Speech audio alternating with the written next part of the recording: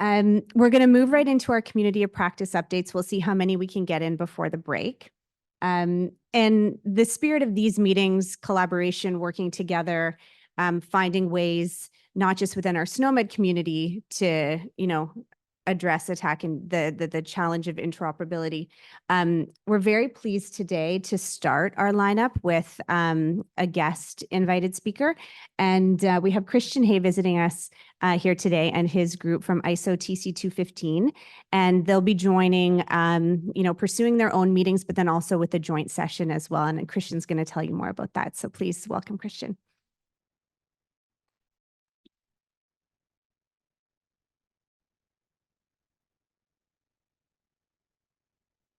Good morning, and we'll thank you for the invitation to join your meeting this week.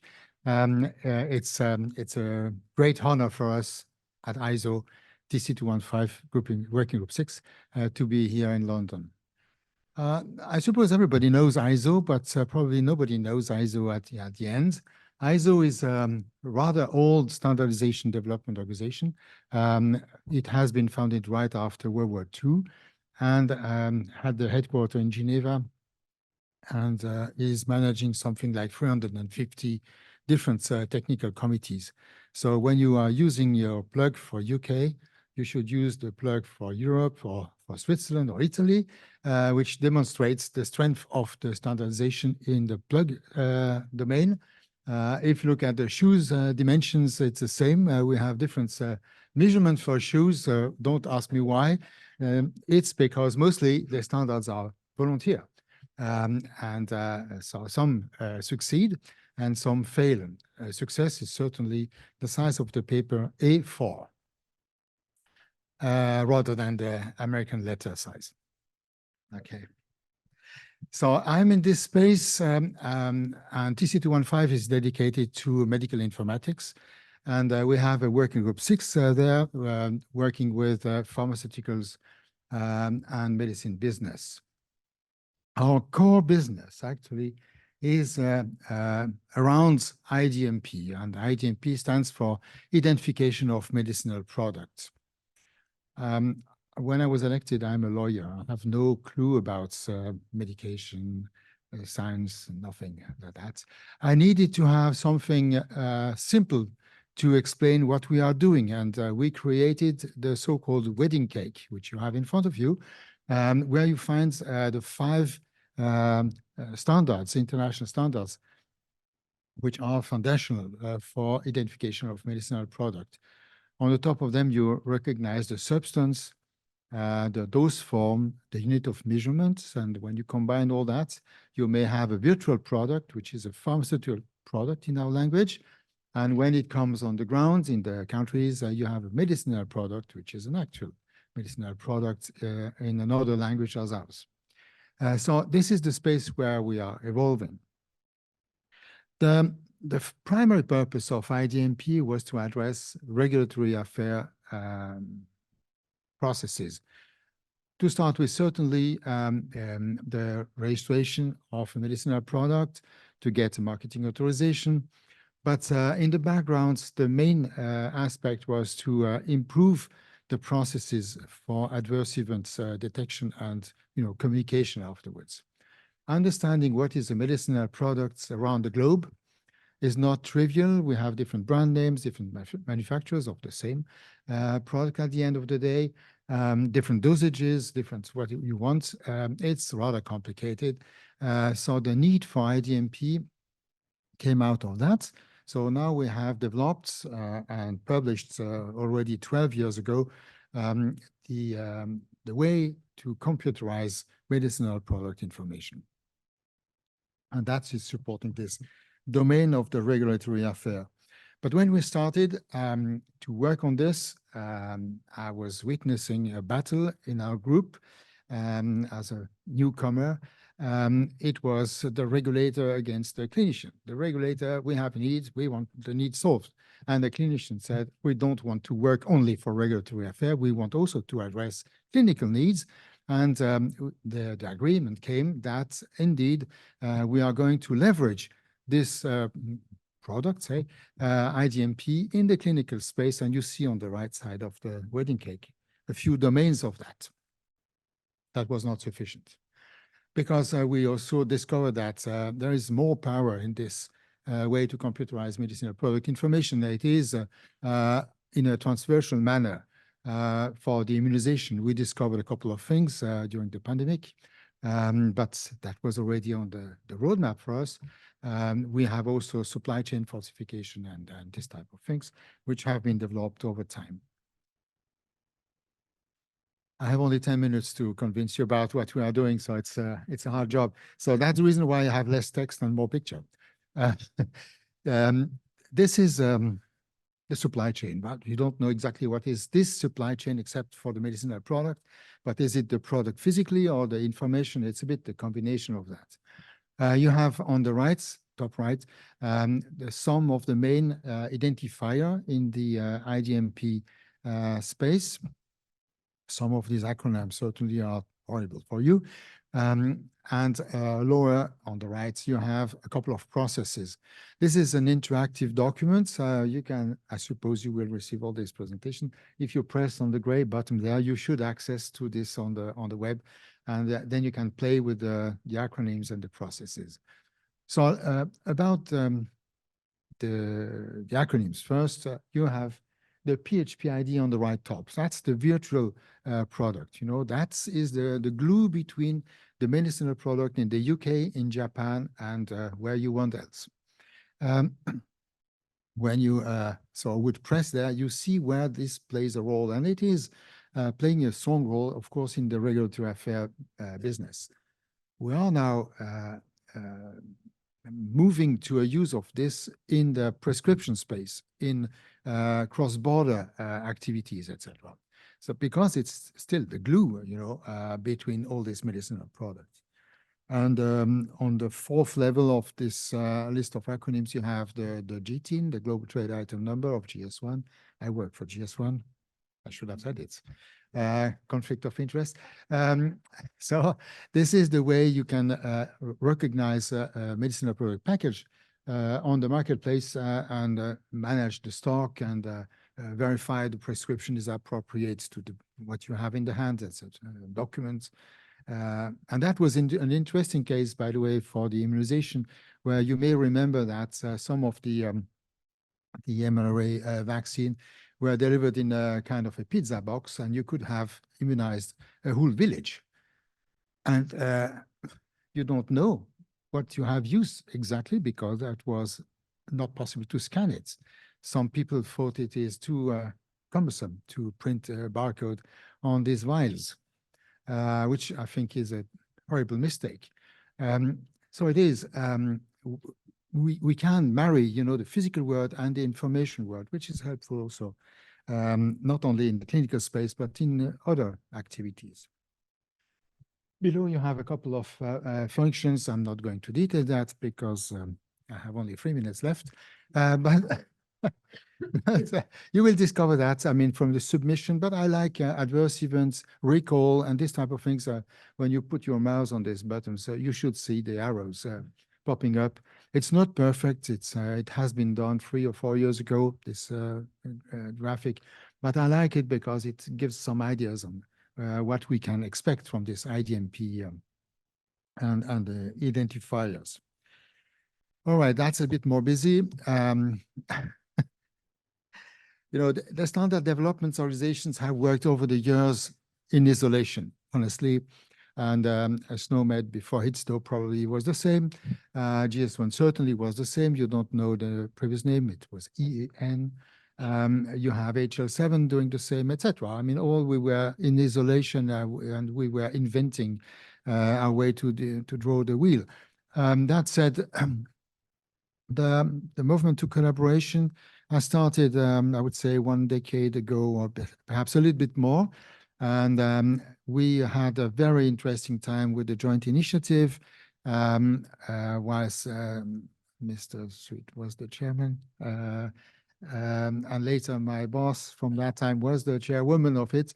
We have had a very good collaboration between these organizations and understanding better where the power of the one is supporting the power of the other one without, overlapping and so on. I mean, this is very important to have in mind. And it's also a bit the reason why we are here, because we have interactions between SNOMED and Working Group 6, to make it short. And I like that. And I must say, I was elected 12 years ago as a chairman of this group. Imagine that. Already 12 years. And I remember we had a meeting down here in London many years ago, perhaps 10 years ago, I don't know. And I was asking, had some hot, how you say, battement de coeur. So what are you doing with IDMP in SNOMED? I was very scared about that. And things have evolved. It's fantastic. We are combining, our efforts.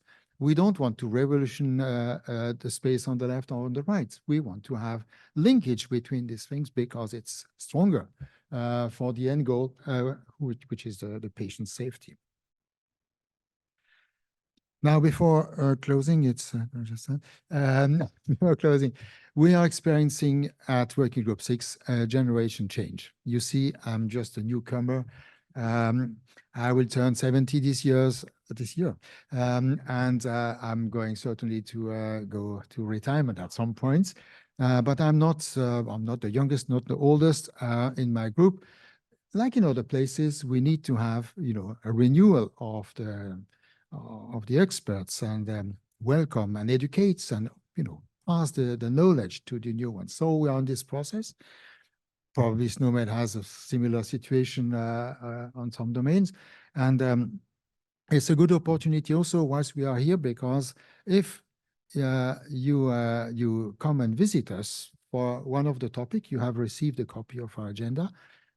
We will certainly make our duty to introduce that so that you are not completely falling in the cold water.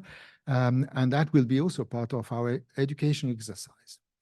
I must say, over the 12 years I was chairing until now, I'm going to continue a bit. But over this time, we have changed, we have newcomers, and I'm extremely excited to see, younger generation accessing to the standard development space. So thank you again for hosting us, and welcome to our meeting room, which is not so far from here.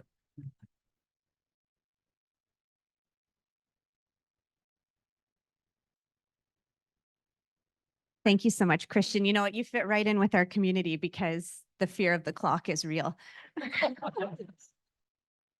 I'd like to invite Liara Tutina up now to give a global report.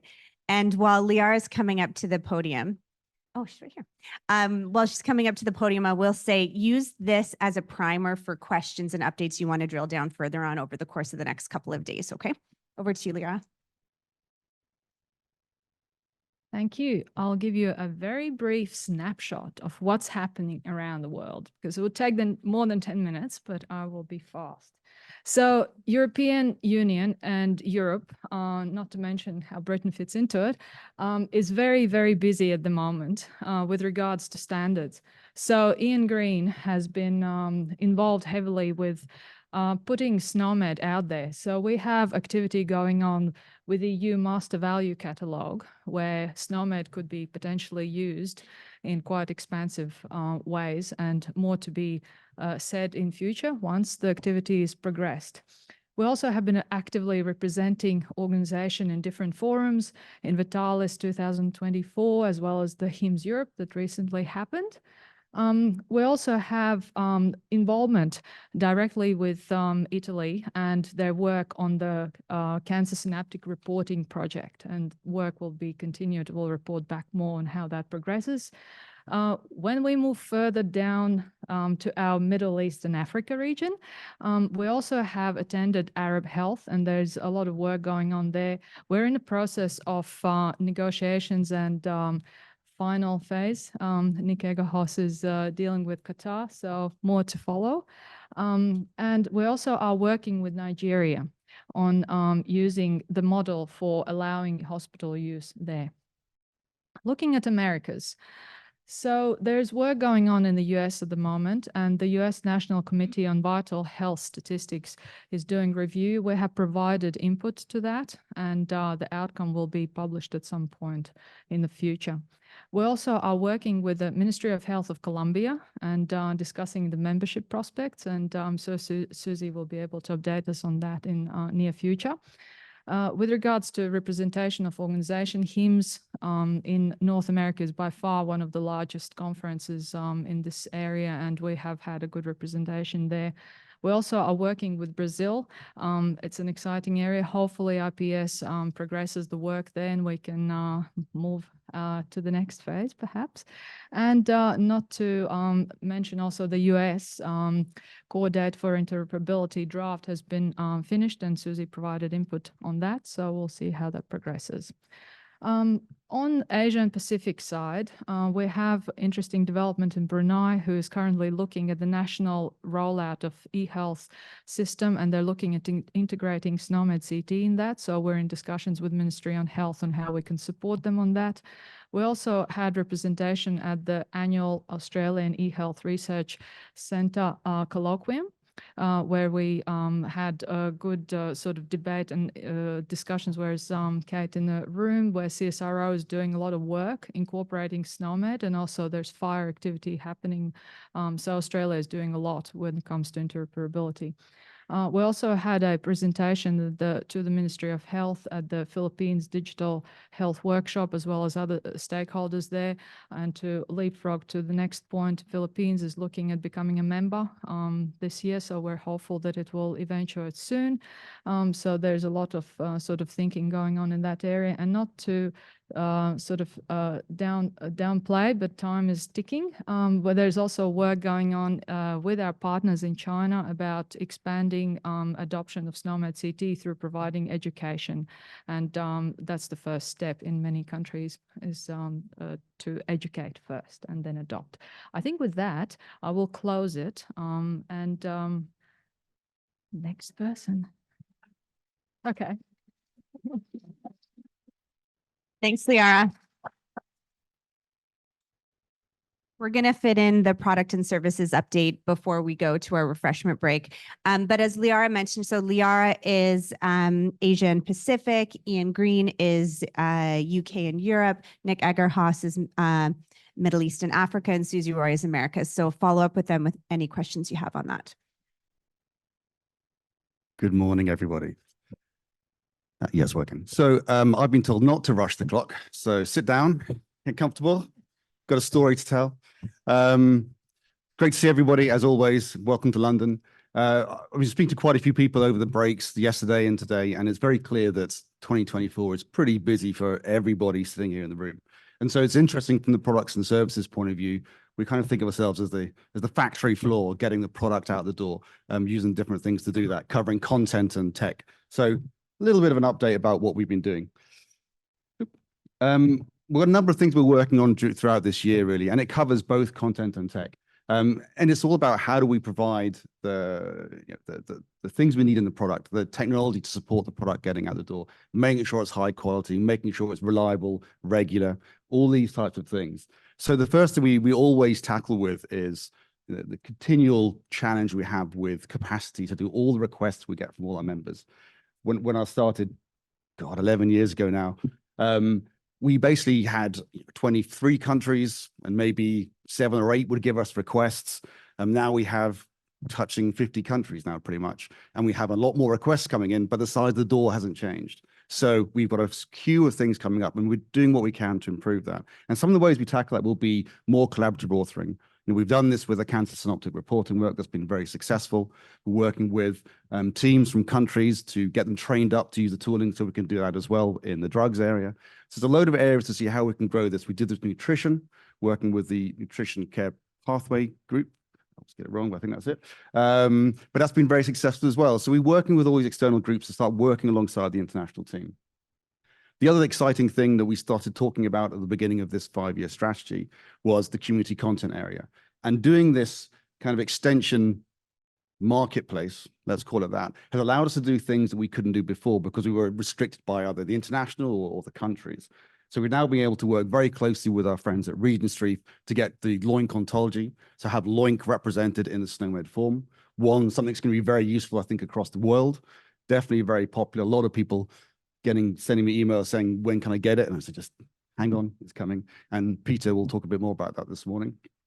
We're speaking with NUVA, which is a vaccines kind of standard, coding standard in Europe that's being picked up. And we're going to do the same thing with them, present an extension that people can use. And there are more coming down the line. We've used this for common languages. It's been a very useful way for us to, again, get that content out there without depending on the international team to do everything.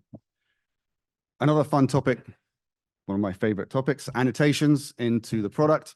I think we've got to agreement just about kind of finally on how we're doing with the annotations. And we're going to start seeing annotations appearing in SNOMED CT in the next couple of months, I think starting mainly focusing on attribution. But this will start to appear against concepts, and it gives us more ability to stretch out, include more ontological aspects to the ontology as well. Other things we're doing is, again, I think everybody is kind of finding ourselves as a victim of our success at the moment. More people are using SNOMED. We're putting more things into SNOMED. We're trying to improve the quality. And every time we do this, we touch something that might break something else.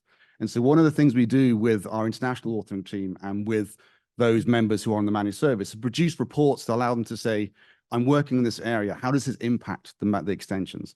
As much as we can. I mean, we can never pick up everything, but giving as much prior notice as we possibly can to do this. And it's going to be a growing challenge. The product's getting bigger. More people using it, we're going to impact more people. So we have to walk a very fine line on how we do that to make sure that we don't cause SNOMED mayhem. Automation, as you know, capacity is one of our biggest challenges in SNOMED International with all the work that we want to do. And so we look through automation of technology, efficiencies in the new technologies available to us. We'll talk a bit about that in a second. Obviously, after Anthony's amazing talk this morning, we have to say we're doing AI, obviously, but we're doing leveraging AI technologies across a number of areas. In the tooling, we use it for, many of you will have heard of Copilot, which is a software development AI tool. Some people love it, some people don't like it so much. And I found the people who used to like autocorrect on iPhones love it, but the ones who like to go the T9, 1, 2, 3, 4, 5, 6, don't like Copilot. So I might tell you the type of people. And also, I mean, also key, we know we're coming to the end of our 5-year strategy, and it's really important that we get the technology and the content ready for the next 5 years. And so one thing we're working on this year will be once the strategy with the General Assembly and others is completed, we'll be putting together roadmaps for technology and for content for the next 5 years. So this is really kind of what we're working on this year. So from a technology point of view, got a nice little video, if it works. Let's see if it works. Let's press it again. I'll try again. No. It is a video. It's a black cat in a very dark night. Oh, there we go. There we go. See? Right. Okay. So what this video is, it's actually a generated video of all the server management that the technology operations team has done over the last 5 years. And you can see people's names there. There's Joe, people flying around. We keep them really busy. So yeah, they're kind of doing all these things. And so but all those little dots are servers. So when I joined, we had 7 servers. And this kind of shows the extent of the scale of the infrastructure we're managing. And this is pretty much automated. And the team does a great job. They shoot lasers at things and fly around. But it's really going to demonstrate the amount of work that goes on to manage this infrastructure. We have technologies out there that allow us to do this better. What I like at the bit is where the people just disappear. See, look, this guy, you stop working. Just looking at the back, Joe. So, but from some stuff we have been doing though is around less of the shiny new things, but the things we really need to do. There's one thing in software development that the developers here will understand is CVE, so critical vulnerability. I always forget the E is some things, except issues, essentially where lots of software uses lots of libraries from around the world, lots of open source libraries, and these have vulnerabilities every single day. I think it was Graham Grieve who had a bit of a painful year a couple of years ago because he had loads of these in one of his servers. And so what we've done is we put in a load of automation around this. So we now make sure that we have no critical vulnerabilities. They have a grading, 1 being, don't worry about it, 9 being big red flag. We never have anything above a 7. And also it's also context, you know, some things you have in a vulnerability, but you're not using that. So that's now automated, and we fix those on a regular basis. We're focusing on performance. The tools we built starting 10 years ago are being used differently. There's more people using them. You've got to keep on focusing performance. And so that's one of the things we're working around. Better administration, making it easier for the team to administer it, for our managed service members to use the tooling as well. I'll look down here. The classic thing of upgrading software versions. You know, we're a victim. As much as we try to build our own software, which gets benefits, we're also a victim of using other people's software. And when other people change their software, sometimes you have no choice. And sometimes it's a nice, smooth version, and sometimes it's a breaking change. And so we moved to Elasticsearch 8. That was a breaking change, and it took us quite a bit of time to do that. But it's improved some performance, and we get some benefits out of that. And same for database, Java. And we leverage AWS. We use AWS for our clouds for auto-scaling. And we've started doing a lot of testing automation. And this means that we have automated tests that whenever we do a piece of software, when we deploy it, it's tested automatically to see if it kind of works. But that itself, and those of you who have got involved in this will tell you, that is also an industry in its own right, because you have to write code to write the tested automation. So there's an interesting, it doesn't fix everything. It gives you something else, but it helps you pick out the quality issues in code. We're also looking at the managed service we keep supporting. Again, when I joined, it was Denmark and Sweden, and now we have 14 countries, which obviously means we've got to make sure that the platform is reliable, stays up, meets the SLAs. We were looking to move to frequent releases. We're slowing that down a little bit to make sure that we don't impact anybody's releases. So right now, we're working with Norway and Australia. We are now working with complex extensions we didn't have at the beginning. That's, you know, we had more people just doing translations, and now we have, you know, we're working with the Australian team. It's a complex extension. There's more people in the Netherlands doing very complex modeling. So it changes what we were doing and what we started the managed service. And so we're working through that. And part of that means that we're going to be doing a full review of the managed service this year to make sure, do we have the right structure in place? Do we have the right people, resources, infrastructure to make sure that we can continue support to provide that service? There's a load of other stuff going on in tooling, and I won't talk about content because Jim will cover that after the break.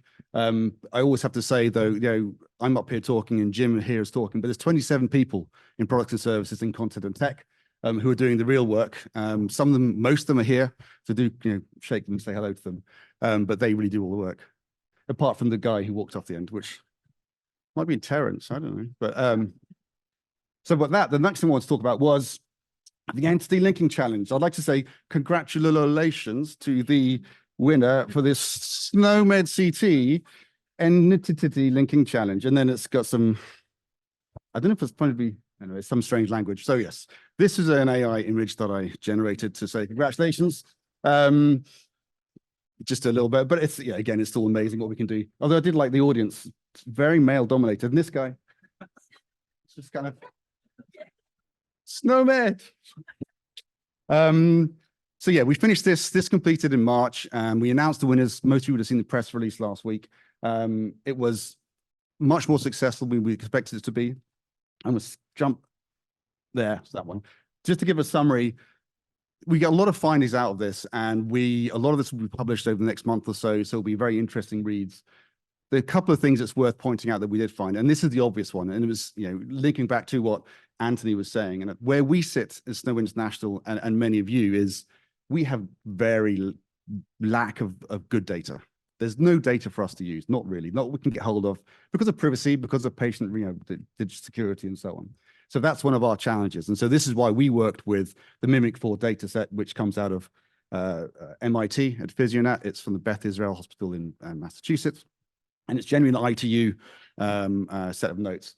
So what we did, though, we were basically able to annotate 270 Mimic 4 discharge notes, but just that 270 discharge notes ended up in 70,000 SNOMED annotations. That's a lot. That was a team of 6 annotators from the community doing that over 3 months that took to do that. It's a very manually intensive thing. But in doing that exercise, we also learned a lot about coding SNOMED onto structured records. So we produced an annotation guideline that we published that's been used. We actually used Medcat was the software that we used, and Anthony helped out with some of that. That was very good. And so that's been a really useful thing. And that data is going to go back to the Mimic community at some point. So it'll be available to research and developers around the world. So that's, again, a benefit of this project was getting SNOMED into a world who have no idea what SNOMED is. And so it's been a really useful kind of education activity as well. Of the top 3 entries, they all took a different approach. The top one, the winner was using NLP, more traditional NLP techniques. So they weren't using LLMs. And then the others were decoder only or encoder only. So I keep forgetting, so I keep looking up. But decoder only is GPT, so the large LLMs that Anthony was talking about. And encoder only is more the sequential ones that Anthony said was the little older one. So it's the more traditional tech, AI tech, was still beating the LLMs in this particular activity, which is entity linking, encoding unstructured patient records. So it's interesting to see where it goes. But what is also interesting, all of this stuff is published. It's all open source. One of the key things of this competition was that any winner had to publish this in an open source license. Yeah, I'm gonna. It was a very rough curry. But yeah, so this it's gonna happen when I'm standing up, guaranteed. So one of the things we'll be doing going forward will be basically, I'll speak even louder. We're going to look at how can we use these results? How can we identify quality? And so we'll be coming out more about the next steps. I'll be publishing some to the website. But just to give you a bit of a numbers, there were 550 people 53 individuals and teams took part. We had 53 submissions submitted with 374 submissions. It's fascinating to see who was on the leading board. You had teams from universities and researchers. You had professional competitors who do competitions just in that. But the winners, and you can see there's a great blog post. It's definitely worth looking at. But the winners were a team from knowledge institutes in Israel who kind of work on AI in healthcare. Second place was some PhD students and developers from Germany and Armenia. And third place was a team from medical informatics team from University of Italy. Stephanie from Germany reliably told me that Vincenzo is very well known in the community.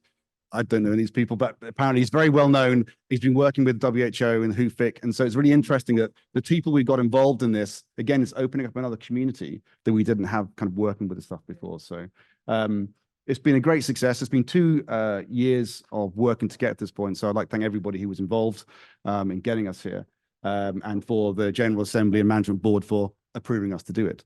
And we'll be doing more going forward, and we'll be coming up with more information about what that is. So with that and my digestion issues, have a coffee. Thank you. And to kick us off, we're going to have a content update from Dr. Jim Case.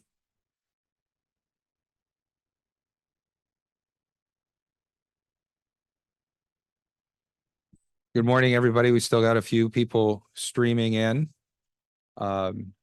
But I do want to say that I'm pleased to be able to represent a very talented and dedicated group of terminologists who enhance and maintain a product that some of you may have heard of called SNOMED CT. And so just a quick overview of some of the things that we've done over the past 6 months. So there are many ways that content updates occur within SNOMED. One of the primary ways is requests that come in from our users. And as you can see from this slide, we're fairly busy getting somewhere between 1,500 and 2,000 requests from our users every quarter. The more encouraging part of that is that we're able to meet the SLA target on over 96% of those requests that come in. So not only are there a lot, we're very productive in making sure that those flow through the pipeline and get processed in a timely manner. There are a number of projects that we're currently working on now. This is just not an exhaustive list, but a list of some that have consumed a lot of the time of the content team over the past 6 months.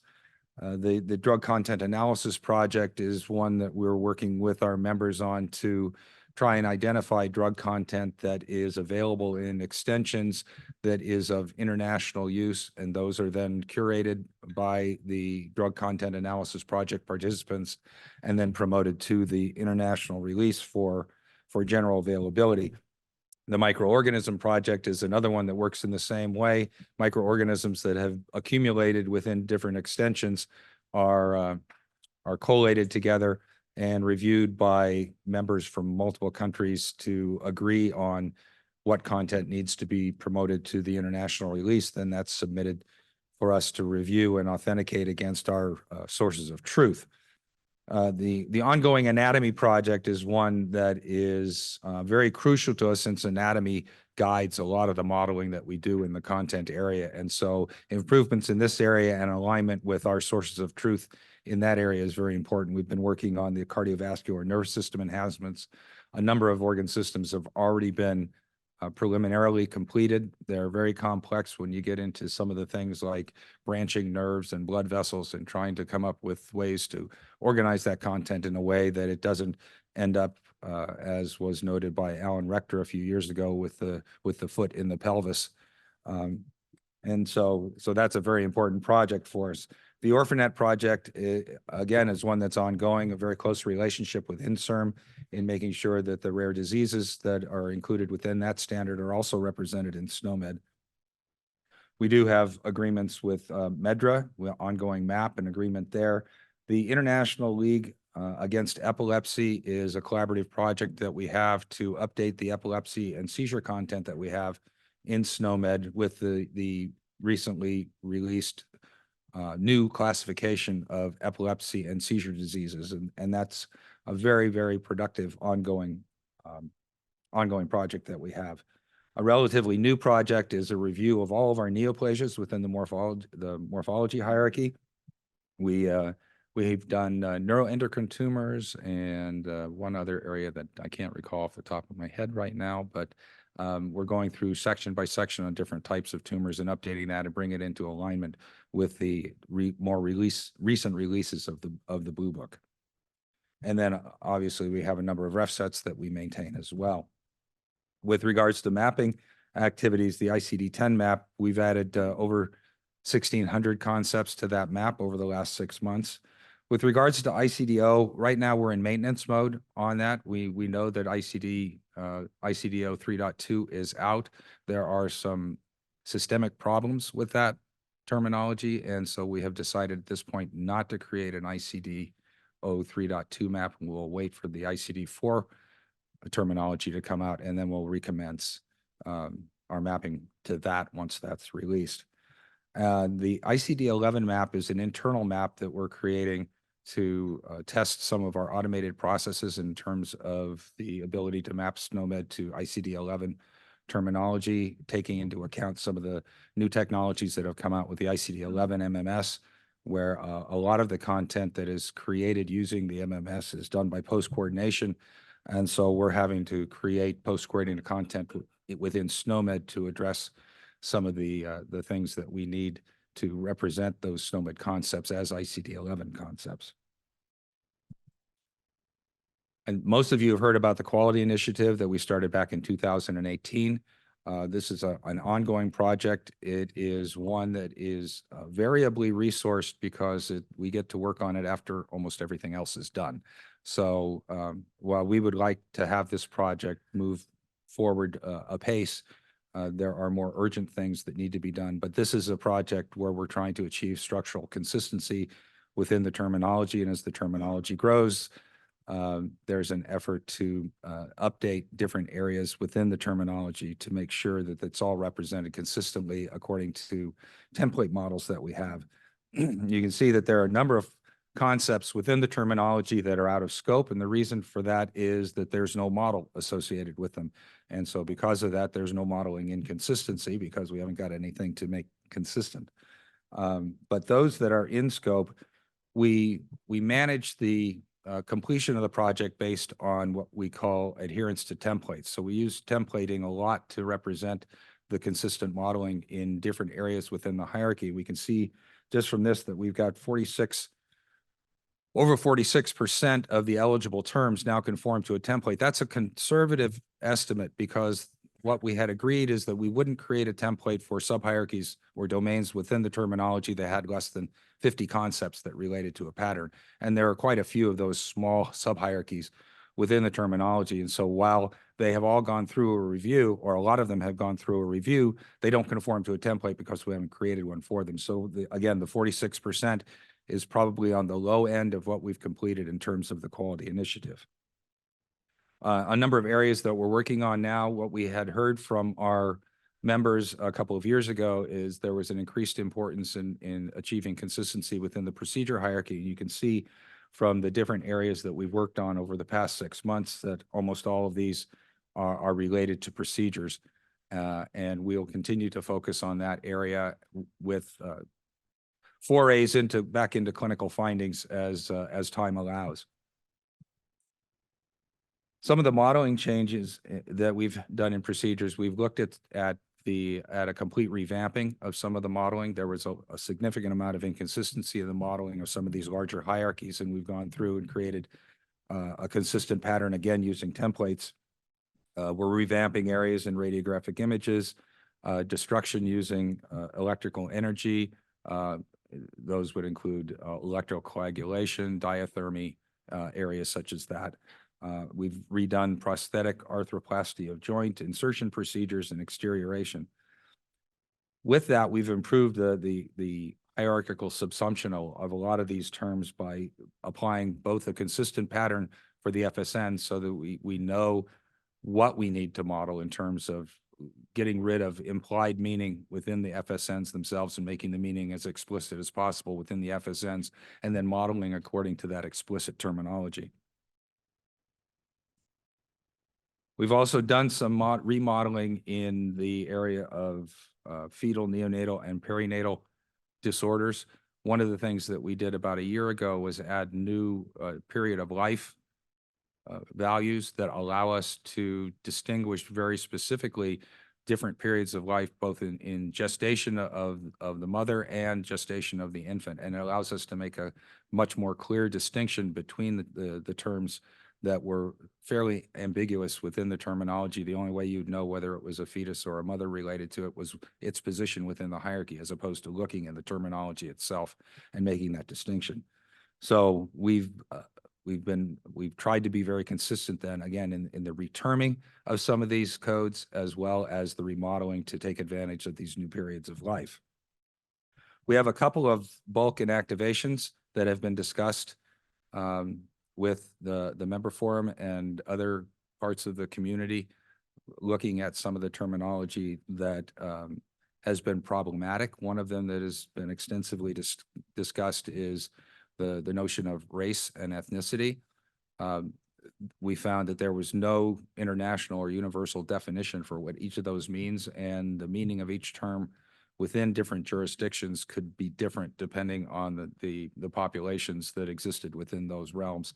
So we proposed a complete inactivation. We've now got a modified proposal that we will keep 7 or 8 top-level race categories, and everything else will be going away. We all are now under review of a number of inherited with and without complication terms within the terminology, where we have a disorder and then without a complication, or with a complication, without a specification of what those complications are. And so without knowing what those complications are, they tend to be primitive concepts that are at the leaf node area of the terminology. And so those are currently under review for inactivation as well. And with that, we're moving on to the next topic.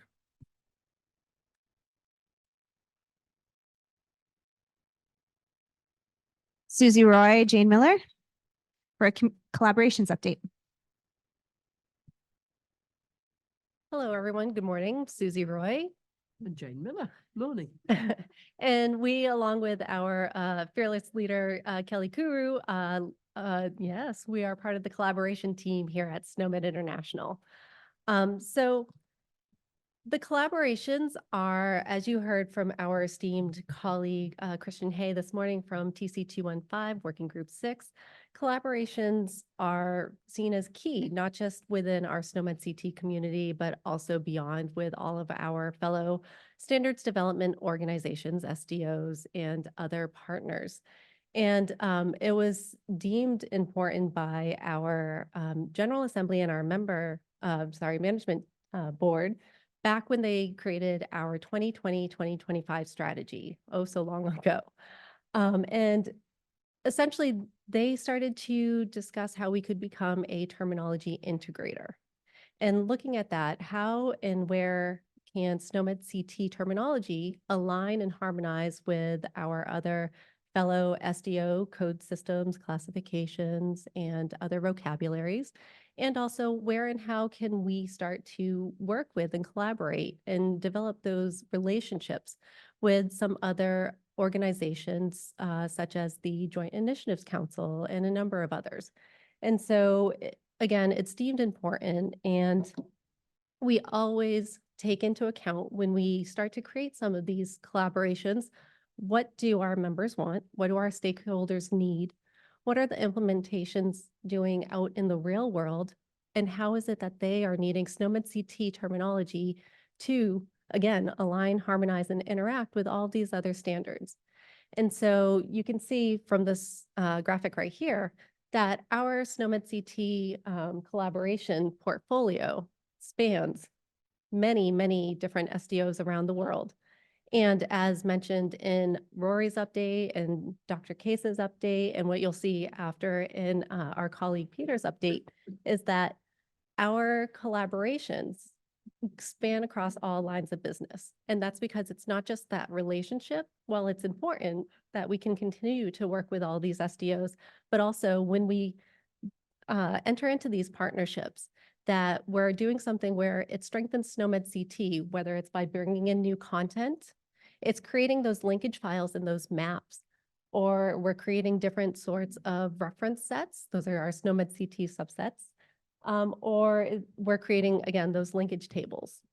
And that's where you're starting to see where the power of our ability to partner with all of our external SDOs in creating a terminology that's going to be able to be implemented, not just by itself, of course, but with the information models such as HL7 and IHE and many others, or bringing in some of the specific content that, you know, ILAE, oh, why do I always pick that one? I can't even, my dyslexia starts to work out on that one. But we work with the epilepsy experts and working with them to make sure that we have correct terminology modeling for SNOMED CT for you to use. And so in order to develop all of those collaboration agreements with all of those partners, we created a collaboration framework. And this has been in practice for a number of years now. And part of this is to go through a phased approach so that we start to discuss and negotiate with our partner, but it's always going to be based on member needs, member requirements. What is it? What are the use cases that are happening? What are the initiatives within our member countries that are going to need that collaboration with that particular standards development organization? And so our collaborative process, our collaboration framework really allows us to make sure that we get your requirements. We create a collaboration agreement that's going to create a deliverable that's going to be beneficial for you.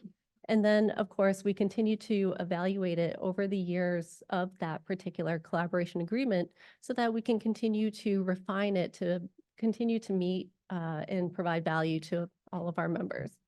And so that's kind of some of what we do as part of the collaboration team. And as you saw, it's not just we create a collaboration agreement and the content's going to come in, because then we have to work with our content team to ensure that we can work directly with the authors in bringing in that content. And then we also work with our release manager, see you over there, so that we can also produce those rough sets to make those ingestible and digestible by all of our implementers. So now that you know a little bit more about what our collaboration team does, I'm going to give a little bit of an update of what has become new and renewed since last year. And Jane will also provide some updates on some of our current collaboration agreements. So since we last spoke to you back in April or October, since then we've entered into 2 new collaboration agreements. One being with the Monarch Initiative. Most people in this community will know them as HPO. HPO, Human Phenotype Ontology, is a project within the Monarch Initiative. And with that particular collaboration agreement, it is a 5-year collaboration agreement where we are working closely with the HPO community as well as our community in developing the requirements in creating a SNOMED to HPO and an HPO to SNOMED map. Couple months ago, we released a linkage table between SNOMED and HPO for an early visibility. And what we're hoping to do is take that to our members, and we've already started to have some of those discussions, and how and what is it that our community needs around genomics content and genomics work so that we can continue to strengthen that area of SNOMED CT to provide evidence-based research assistance for those researchers or within the clinical practice for genomic medicine. Another new collaboration agreement is with EDQM. And with this, we have created the EDQM dose forms map to SNOMED CT. And that was released last year. And now we're looking at what are some of the requirements around the maintenance and looking at how we can continue some of those efforts around that mapping. Renewed agreements. So we've had long-term collaboration partnership with both Kaiser Permanente as well as the American Dental Association, and we're very happy that we are continuing those two collaborations with Kaiser Permanente. They nicely donate their CMT, Convergence Medical Terminology, to us, and we include that in the SNOMED CT International Edition. And then with the ADA, we continue to work with them to incorporate all of SNODENT fully into SNOMED CT. A couple of quick updates. First, international patient summary. So Don, in his opening remarks, mentioned that we are actively involved in the global IPS work. So in particular, we work with other standards development organizations. It is called the IPS Cross SDO Coordination Group. And essentially, we work with HL7, IHE, ISO, I hope I'm not sad, thank you, I know I was forgetting someone there, to ensure that, so each of us produces a product or a couple of products. From SNOMED International, we create the SNOMED IPS free set. We also create the IPS terminology, which is a sub-ontology that is based on that IPS free set. And so what we essentially do is we work with our cross-SDO brothers and sisters to ensure that if there are changes that are coming in to the HL7 FHIR value sets for IPS, we ensure that all of that content is included in the IPS free set so that all of our artifacts are aligned so that, again, anyone who's implementing IPS from the HL7 or IG profiles, they'll be able to also utilize SNOMED CT. So that's ongoing effort that we will continue to do because IPS is being adopted and implemented around the world. Kind of touching upon that, HL7 International, again, we are in the middle of our 5-year collaboration agreement with them. It continues to be a strong collaboration with our partner. In particular, we're still ensuring that anyone who's developing new HL7 rough set, not rough sets, sorry, that's our thing. If they're developing HL7 FHIR value sets or any other HL7 product, that all the developers have free access to SNOMED CT so that they can develop all of those tools. In addition to that, our collaboration agreement strengthens our commitment with each other and to the international community for continued efforts on our IPS work. And then we're also continuing to work with them. For those of you who were part of the SNOMED on FHIR working group yesterday, I heard that it was a lively discussion where you actually ran out of time because you had so much to discuss. Those are excellent showcases of our two communities coming together to work to help you. So anyone who's having an issue with some of the SNOMED CT binding within an HL7 FHIR value set, please go and join our SNOMED CT on FHIR working group. They're there to help support and also just work together to make sure that the two standards from our organizations continues to thrive. And we do a number of other things with HL7, and we'll continue to investigate avenues where we can collaborate together. I thought it was you, but still going, sorry. All right, a couple other things. So DICOM, another long-term collaboration agreement with DICOM. We create the SNOMED DICOM free set. In particular, of that one, they are working with our clinical reference group, our dentistry clinical reference group, and they are creating a new dentistry DICOM standard. And within that, we're making sure that everyone has free access to SNOMED CT within that set. And finally, GS1 International, we are actually going to close down that collaboration agreement. And actually, it's a really good thing because a number of years ago, when we first entered into that collaboration agreement, we wanted to make sure that we had a deliverable that was going to help our members. And what our members asked for was a document of principles of how to utilize or link SNOMED CT and GTINs. And GTINs specifically for medicinal products at the national level. And so that was produced, and we've heard many reports from different members, including New Zealand and Uruguay, just for example, that they were able to successfully utilize that principles product document to create new rules and principles at their national level. And so both from the GS1 side and also from the SNOMED International side, we found that all of our stakeholders are very happy with that particular deliverable. But we're also finding that we're not currently finding any additional requirements. So because GS1 International and we all sit at the Joint Initiatives Council, we continue to work well together, but we don't actually have any sort of deliverable to work on towards the end. So we're just going to continue to partner together at that international level. And if a member has a requirement for GS1, they're really keen to coming to the table with us again. And same thing with them. If they have a stakeholder that has a particular requirement, then we're going to be happy to sit down with them.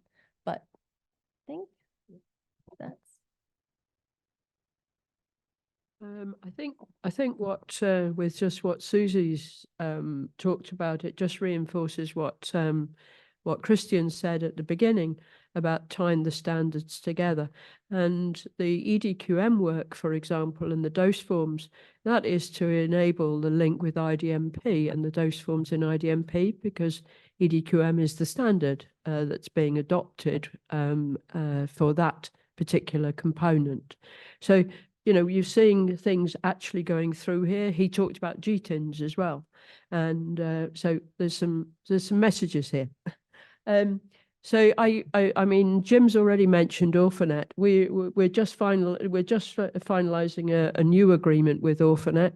I think this is my third one with them, and that's really good, because this facilitates the rare disease content in SNOMED, which goes across the genomics and is needed for the genomics. And they've got a great team. We've got a great team. And working very, very closely together on a day-to-day basis, sharing in shared documents and authoring. So there's some excellent work going on here. And it's also an example of they actually create the map firstly. So we do the authoring, we get the content into SNOMED, they create a map in a spreadsheet. Okay, that's fine. And then Andrew does his magic. And Andrew, we're going to be giving lots of great stuff to kudos to Andrew. He then takes that and he creates the RF2 version. But so it's not always us doing all the work. And this is the key thing, because there's not a lot of resources. We've got to share everything out and the implications of that. So I'm very excited that we're continuing with them. And we're working towards the release later this year. We're still on an annual release. UICC, the Union for International Cancer Control. This is something we're working on at the moment. And again, this was an organization, it came through our cancer synoptic reporting and the pathology CRGs, but also from members. And there's a need to have the tumour staging, which is in UICC and not just the AJCC. And they walked into the room and were very excited to work with us. So we're well down the road with that one at the moment. And then Jim and the team, they're also looking at actually how to do this. And they're going to be doing it with the same sort of approach as they've done with AJCC. So you will soon have that content in SNOMED CT, initially the 8th edition, and then it'll be the 9th edition. But what we've got is people who want to work with us, which is very exciting. NUVA has already been mentioned, and this is the unified nomenclature of vaccines. We've just signed the agreement with the owners at the moment, who are Ciadem. And this expresses the vaccines in a way to be able to enable a comprehensive vaccine history, vaccination history.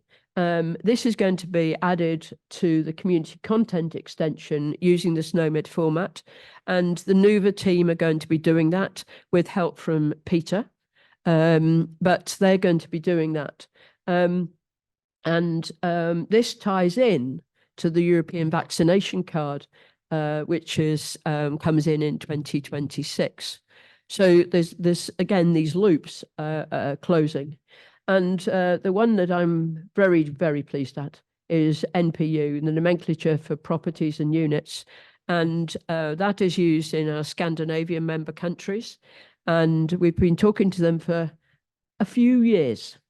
And we are just about to sign. It's actually with them at the moment to sign. The two organizations, IFCC and IUPAC. And that content is going into the community content area. And I think it's, there's a lot of countries, the 4 countries, the Scandinavian countries use this, and they need it. And because it will be in the community content area, there will be some alignment with LOINC as is possible and things, so that data can move. But we're in very, very early stages. So don't quote me on that, because I might get into the trouble from the techies and from the terminal. No. Oh, he's shaking his head. No, it's going to be a hard job. And we're going to be doing that work as well. So the question is, when are we going to do it? But it's early discussions about the technical side of it and the content side of it. Very early discussions. But the thing was to get this over the line. So it's very, very exciting. I wanted to bring up today nursing classifications. This is rumbling. Well, it isn't rumbling. It's thundering down the hill to hit us at the moment. And it's coming from the nursing CRG, which is fine. We've got really good membership in there. And a lot of this is coming from the nursing interventions classification, NIC, the outcomes classification, NOC, and from the diagnosis side, NANDA-I, and looking at some form of linkage. And this is the thing. Okay, what do we want? So we're exploring at the moment what the requirements are. What are you talking about when you say you want a link to SNOMED? What does that mean? Is this content in SNOMED? Is it a map? In which case you can do it, and we'll leave you to it. What exactly is it? So that we're at those stages, and we're collecting requirements both from the member forum, and we've got a focus meeting on the 23rd, and the nursing clinical reference group to try and distill down exactly what it actually means. But we also want to exploit anything that's already going on and not duplicate any effort. So that's the other thing we're trying to find out, who's doing anything. So please find us. Ian Green and I are working on the clinical stuff, but Susie will pass on messages. So we're all together on this one. So grab any of us if you've got any insightful information on this. So, and what's very exciting is the nutrition care process terminology, Rory, from the Academy of, it was a P, yes, I know. That they have actually now produced a ref set, and Andrew got that out the door on Friday. And it is actually very exciting, because this wasn't in the plan, but they wanted this. So the group has been working on this to verify the content, QA the content in the tools and things like that. So there's been good collaboration. They're only sending out part of the content, I think, as a little bit of a tester this year, and then the full content will go out next year in April. This will be accompanied, it isn't done yet. It's being drafted at the moment with the NCPT Clinical Implementation Guide. And what I want to do is just make a plea that we are doing these things. We've already released an allergies clinical implementation guide from our allergies group. The Cancer Synoptic reporting group they're in final stages of their draft. Ian and I have just done some QA of it for a Cancer Synoptic clinical implementation guide. And now, if anybody wants a ref set and wants to work with us, they've got to move into this sort of world of actually, how can you implement this? Because it's all very well having a list in a ref set. What does this mean to me? Particularly when these are assessment scales, they are frameworks and things. How does this relate to the framework? So that's very exciting. So that will be, I'm not sure when Tina wants to release that, but it'll be later in this year. And to make that available. And there's a very active group, one of our clinical reference groups, if you want to learn more. And lastly, this is the pea soup that we deal with. And I think we hope that you'll pick up these slides afterwards. I can see people taking pictures of them. These are people that we work with, and it's not just us, it's other people in the organization as well.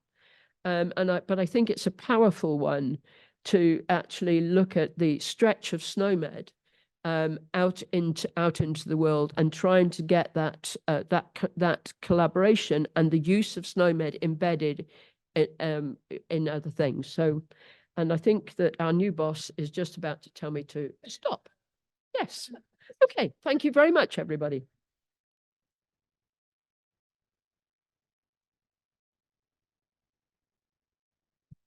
We definitely also want to mention Regan Streif and Loink team as one of our very valued partners. I'd like to bring Nick Eckert-Haas up now to present a bit of a vendor engagement update.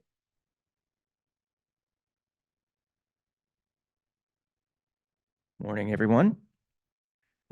Just a quick update this morning, starting with the Bomni project. We have obtained approval to join the Bomni Coalition, so that was granted on March the 13th, so we're the 12th member of that coalition.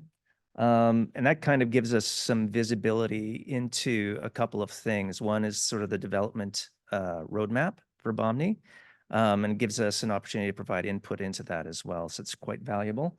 But it also gives us visibility on who is using Bomni currently, and who is requesting access to Bomni as well. So we can sort of do a little bit of potential customer mining, and see who we might be able to identify for a pilot. We're also continuing to engage with a couple of NGOs with respect to pilot opportunities. So lots going on. The sun never sets on the Bomni project, as I like to say. Startup incubators. So this has been a pillar of our vendor strategy for about a year now. We've finally gotten some good traction with Startup Health, which is an incubator out of the US, and looking to schedule a webinar or a tech meeting with the portfolio companies sometime in the third quarter. And continuing discussions with Future for Care out of France and Digital Health Hub from San Francisco, and recently made a connection with Calestinus, which is a European incubator as well, who happens to have an event in Prague at the same time. We're going to be there at the end of June, so hoping to connect with them at that point. On the analytics and AI side, met with the company and in discussions with Clinovera, met with them at the Vive conference in February. They are focused in life sciences and do quite a bit of terminology work in the life sciences world. They are based in Cambridge, Massachusetts, which is a hotbed of pharma and CRO activity. So working with them to provide sort of a channel for us potentially into that pharma and life sciences world. So that's quite exciting, and maybe even work with us on internal projects as well. So going to continue discussions with them. And IQVIA, obviously, the world's largest health data analytics company, still looking at commercial opportunities with them to participate in projects. So they're eager to have us participate, which would be quite exciting for us. The Open Concept Lab, this is an interesting one. It's just 2 or 3 people. It's sort of an offshoot of Regenstrief. And essentially they provide an online cloud-based platform that allow people to manage their terminology work. So they provide access to LOINC, ICD-10, and SNOMED GPS. And they provide some tooling around that so you can manage your projects online and make them available to other people as well. So interesting group, and we're sort of looking at ways to possibly collaborate with them a little bit more to extend the use of SNOMED on their platform. MediClinic, this is interesting. They're a very large hospital group based in Switzerland. They have hospitals in Switzerland, South Africa, and Abu Dhabi and Dubai.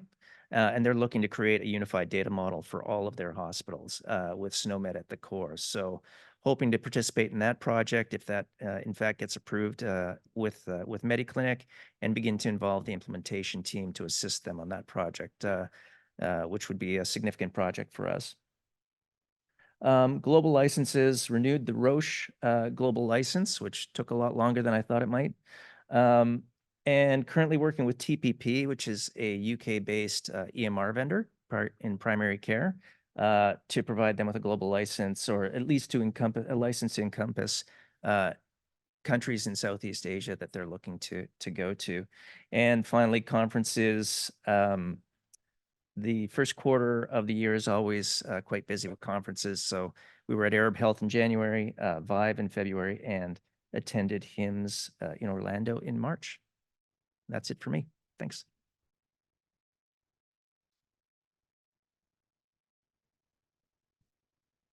Thanks, Nick. That's great. And for some who don't know, Nick and some other individuals from implementation support, from tech, really did an excellent job with Bomni. And for those of you who don't know, Bomni is an open source EMR that's enabled with SNOMED CT as an add-on module. So something that's being targeted toward, digitally maturing countries. Last but certainly not least, we have Peter Williams to present us with some project initiative updates around LOINC and FHIR.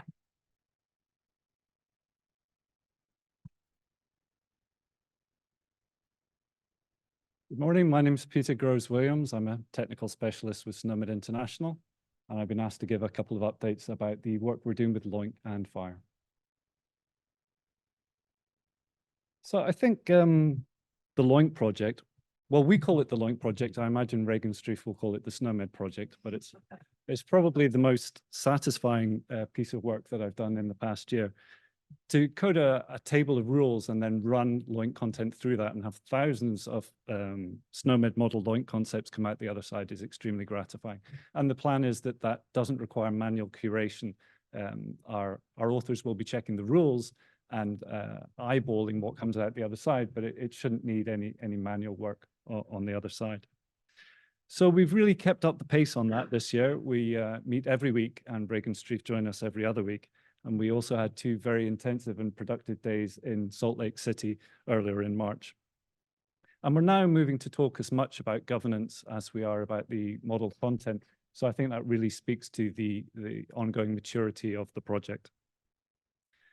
So we came up with the SNOMED LOINC technical preview that came out in October, and that's available on the internet. You can find it at snomedloinc.org or loincsnomed.org. Both URLs work, but the LOINC SNOMED one is the official URL for that.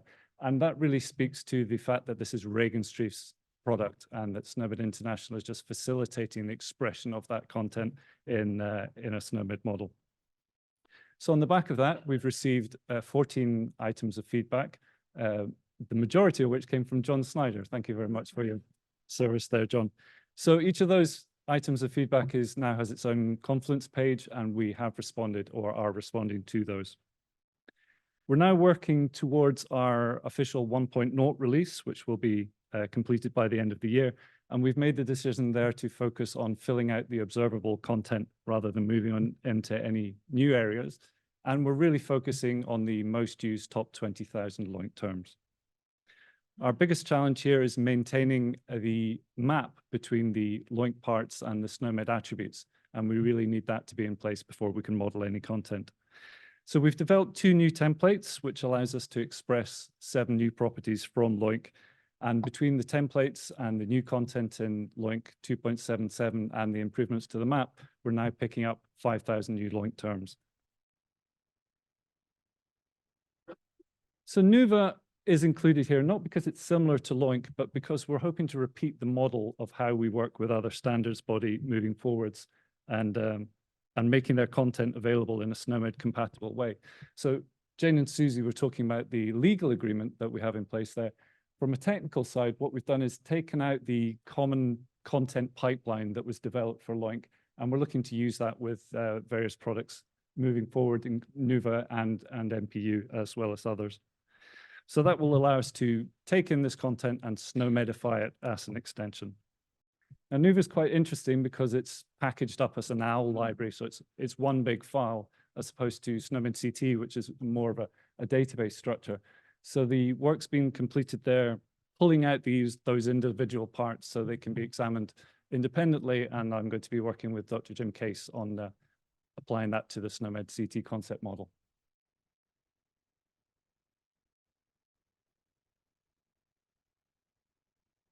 So in terms of SNOMED support for the FAR specification, there's really 2 sides to that.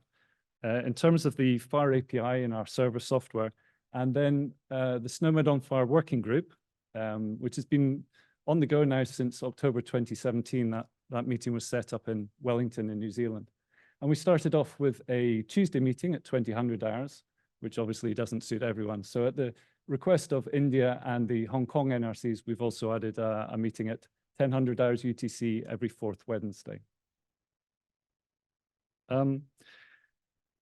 So a lot of what we talk about there is on particular SNOMED features, language reference sets, machine readable concept model, complex maps, and so on, and how we express those given the limitations of the FAR specification, given that it is not focused on any one particular terminology. So that call was set up at the request of members for the benefit of anyone who's working with SNOMED in a FAR context, and everyone is welcome to join that call. So FAR is more suited to working with existing published terminologies rather than the maintenance or evolution of an ongoing terminology. So we do not use it internally in our server APIs. But we have implemented it in the Snowstorm, and also the work that Kai Cooley's been doing on Snowstorm Lite is going to work exclusively with the FAR API. So in terms of the group's deliverables, we are also progressing a SNOMED implementation guide, and that would really benefit from having some dedicated resource to help get it over the line. Okay, and that's everything from me. Thank you very much.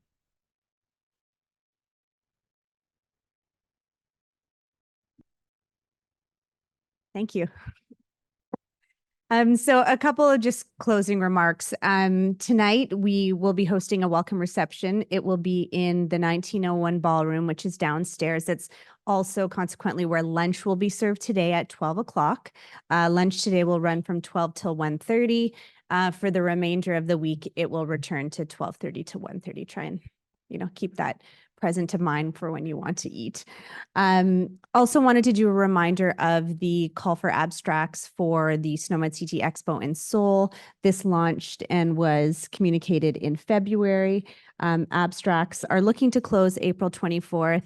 Jim Campbell always asks me if we're going to extend the date, and yes, there will be a 1-week extension on that. So I'll share that with you now. And I think it's very salient information to keep in mind. Anyway, from all of us at the organization, from our guest speaker and all the participants at today's community updates, just want to say a big thank you to everyone here for your time, attention, and participation. This is really just a way for us to come together, kick off the meetings and conversations and dialogue that you're going to have over the next few days. So thank you very much. Yeah, we will be making all of the materials from today's session available on Confluence. And if you need anything in a quicker time frame, please just contact and reach out to one of the team. But thanks very much, and we'll conclude this morning's session.